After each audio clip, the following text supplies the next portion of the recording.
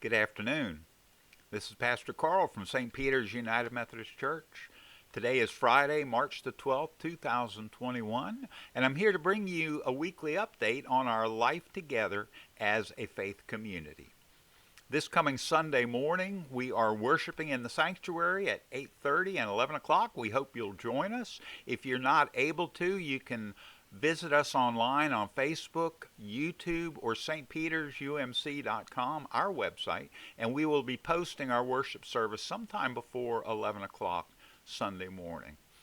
And talking about our website, I hope you've been checking out the daily lectionary readings that we've been posting there throughout Lent. Those have also been on our Facebook page. We're putting those up to help you with your spiritual journey through this season of Lent.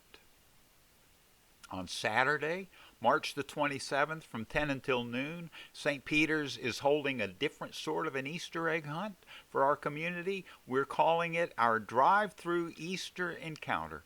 Participants are going to be welcomed into the story of Christ's passion, his crucifixion, and his resurrection. They're going to get to hear and be a part of the greatest story ever told.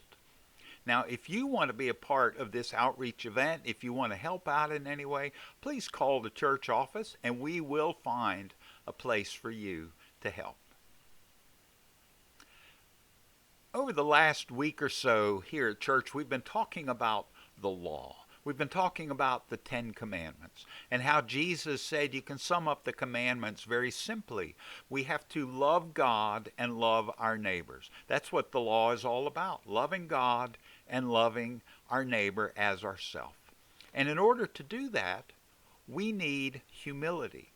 And I think that's something that is sometimes in short supply in our lives and certainly seems to be in short supply in our world today. 1 Peter chapter 5 says, "And all of you must clothe yourselves with humility in your dealings with one another. For God opposes the proud, but gives grace to the humble. Humble yourselves, therefore, under the mighty hand of God, so that he may exalt you in due time." In light of this scripture from 1 Peter, I'd like to share a reading today from a book.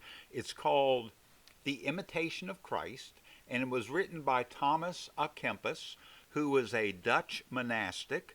And this book was written about 550 years ago. And this book was very influential in the lives of Thomas More, Ignatius of Loyola, and John Wesley. They're among the many who have said, yes, I owe a lot to these writings. And so I want to share part of this with you today. This is from chapter 14, and it's called On Avoiding Rash Judgments. And it has to do with humility.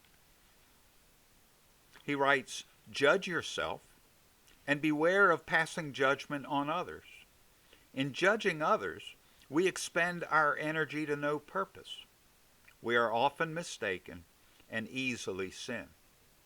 But if we judge ourselves, our labor is always to our profit.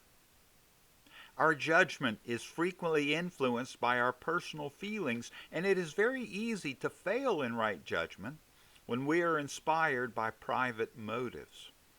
Were God himself the sole and constant object of our desire, we should not be so easily distressed when our opinions are contradicted." And don't you think there's a lot of that going on today, that people are getting overly distressed and upset when somebody doesn't agree with their opinion? I want to continue on here. He writes, "Very often, some inner impulse or outward circumstance draws us to follow it, while many people are always acting in their own interest, although they are not conscious of it. Such appear to enjoy complete tranquility of mind so long as events accord with their wishes, but at once become distressed and disconsolate when things fall out otherwise. Similarly, differences of opinions and beliefs only too often give rise to quarrels among friends and neighbors, and even between religious and devout people. Old habits are hard to break, and no one is easily weaned from his own opinions. But if you rely on your own reasoning and ability, rather than on the virtue of submission to Jesus Christ, you will but seldom and slowly attain wisdom. For God wills that we become perfectly obedient to himself, and that we transcend mere reason on the wings of a burning love for him. My prayer for you this day is that God may create within you a humble heart. I pray that God create in all of us humble hearts, so that we may indeed grow in our love of him and our love of neighbor. Remember, I am praying for you.